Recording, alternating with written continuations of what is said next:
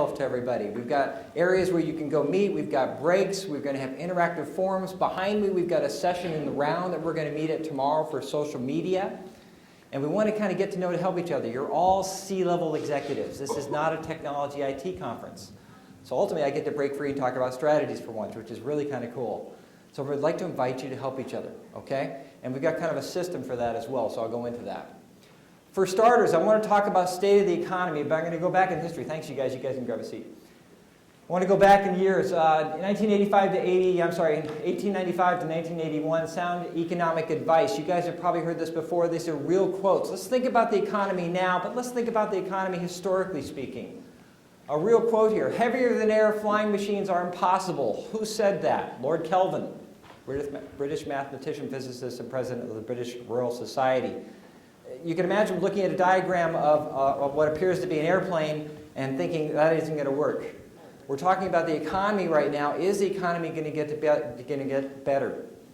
Ultimately, this conference is about opportunities, taking advantage of opportunities. We're going to talk about 180 different strategies. That's what it amounted to, and they're all opportunistic. Times are actually really good to take advantage of certain things right now. And you can see back through history, there were doubters. There were people wondering, the economy's never going to improve. That thing will never fly, so on and so forth. A real quote. Another one here, perfectly in line with the economy. The horse is here to stay, but the automobile is only a novelty or a fad. Who said that is the interesting thing here. President of the Michigan Savings Bank advising Horace Rackman, who was Henry Ford's lawyer, not to invest in the Ford Motor Company. So you can see economically, historically, sometimes people weren't exactly on the mark, were they? Another real quote, I think there's a world market for about 5 computers. Who said that? Thomas Watson, chairman of the board, IBM, 1943. And then a real quote, this is actually something when my senior year. Okay, now, state of the economy 2007-2009. What we want to try to do here is key metrics. How can we analyze where we are? One of the points of this conference is to recognize where we've been over the past couple of years as franchise companies. Franchise sales are down. How do we make use of that? How do we turn that into something positive? How can we make it better? What are the key metrics? Well, I have some specific key metrics that I use to gauge the economy. This was me back in 2007. The economy was really good. I looked really good. I looked like a movie star. Does everyone remember our convention video at IFA convention? This was the featured picture of Dan Martin. Okay. Things were really good. Raking in the dollars, lots of franchise sales, happy franchisees, opening up new units. I think we all were. Show of hands. Pretty good in 2007? Okay, then 2008 came along.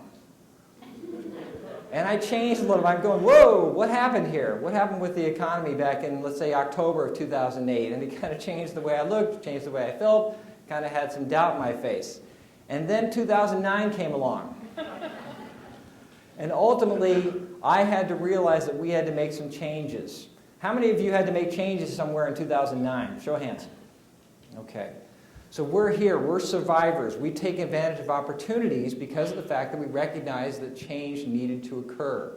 And we've got several more changes for you, all in the form of strategies that you can take back with you, so that ultimately we can get back to this. And this is where I am now. We've completely reformatted. We still are a technology company, but we're also a strategic firm.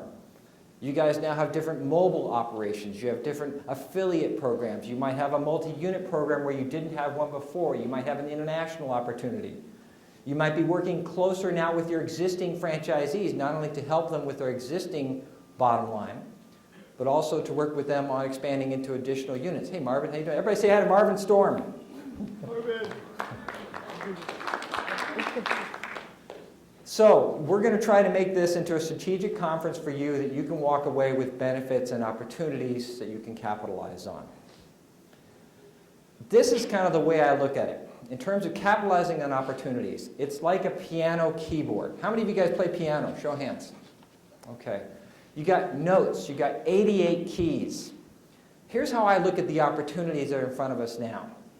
It's interesting that even if you don't play piano, if you sit down at a piano and look at the piano keyboard in front of you, every hit song that ever was and every hit song that will ever be is right in front of you. It is simply a rearrangement of those notes. Isn't that interesting?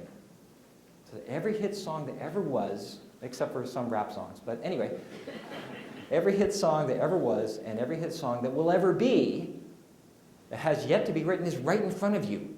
And interestingly enough, if you could just hit them in the right order, you yourself could come up with the next hit song. Well, the possibilities in franchising are huge right now.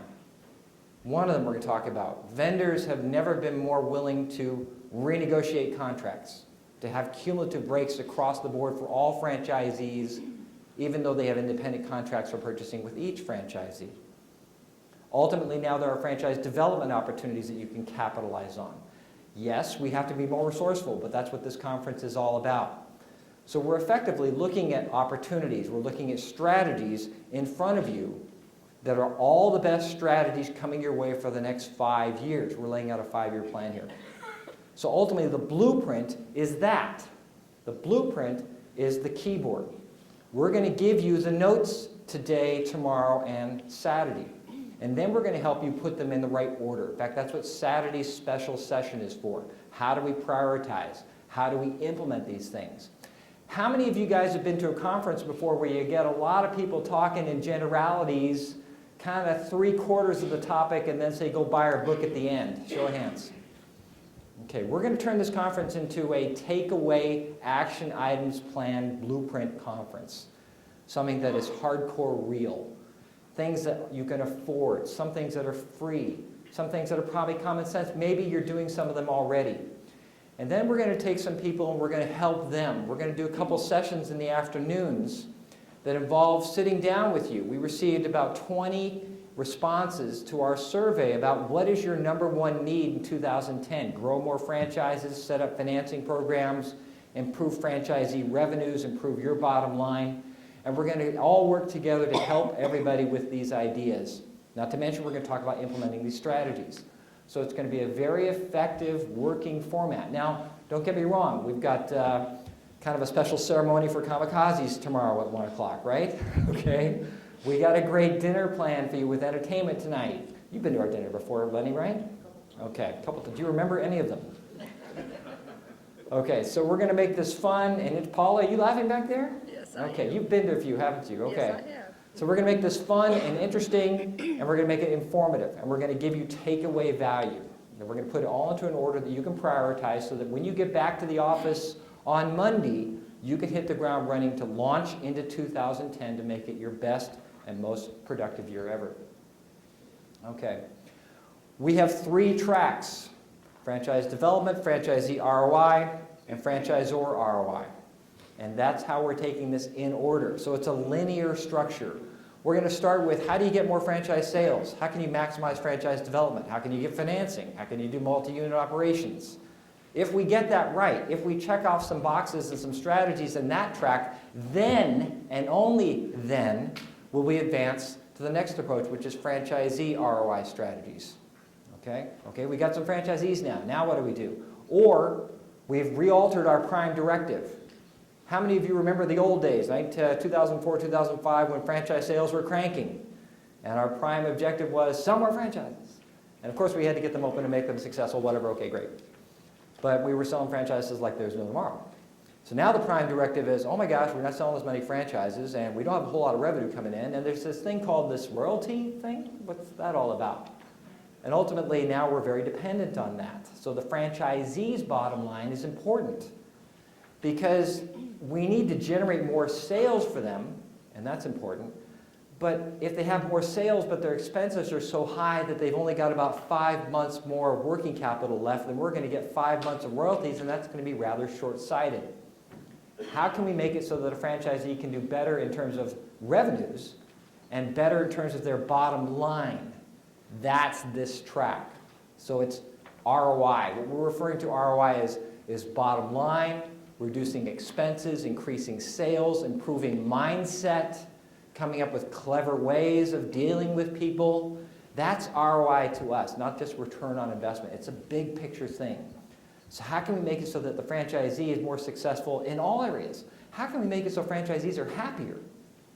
And the structure of this conference is to give you, through these presentations, through the interaction, and through the workbook strategies, ammunition to take back with you and turn around, brand to yourself, and offer to your franchisees as you, not as IFX.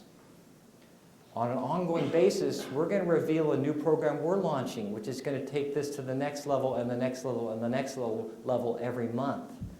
So we have a new strategic program that we're putting into place as a continuation of this conference.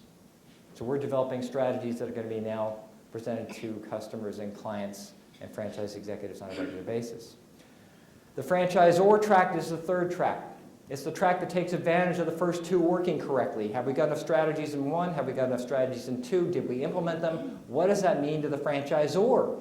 That's why we're here. We're all franchisors here, largely. So what can we do now at the franchisor level to maximize operations? To improve mindset, make it a pleasant place to be. How many of you have had cuts? Probably a lot of you.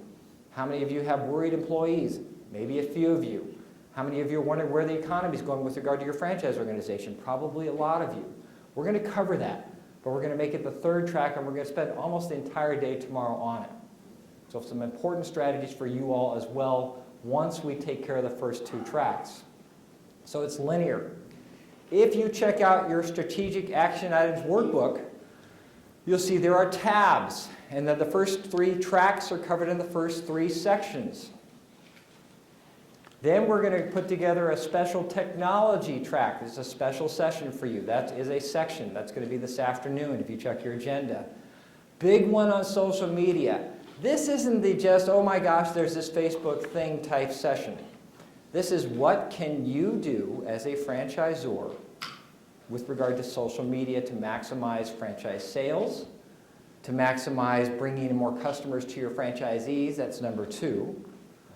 Oh gosh, to maximize customer complaints, that's number three. Who's handling those? How are you dealing with those? Is the franchisee handling their own questions or complaints? Is a franchisee handling another franchisee's questions or complaints that pop up on Twitter? Or are you? And then lastly, unique to franchising, number four is, who's handling franchisee complaints about you? Oh my God, franchising, that's right, okay. So we've made it into a 4-segment program that specifically addresses franchisor needs in social media. And that's really, really important. And then we've also got IFX partners. Make sure you check out that section. Those are the sponsors that are here. We've worked with every one of them to make sure that they have a solid understanding of franchising, which they do, and they have special programs for all attendees of this conference. So make sure you keep them in mind. And we're going to be hitting you with those people over and over again to make sure you take advantage of their programs, because they do relate to all 3 tracks at one point or another. And then IFX services. What do?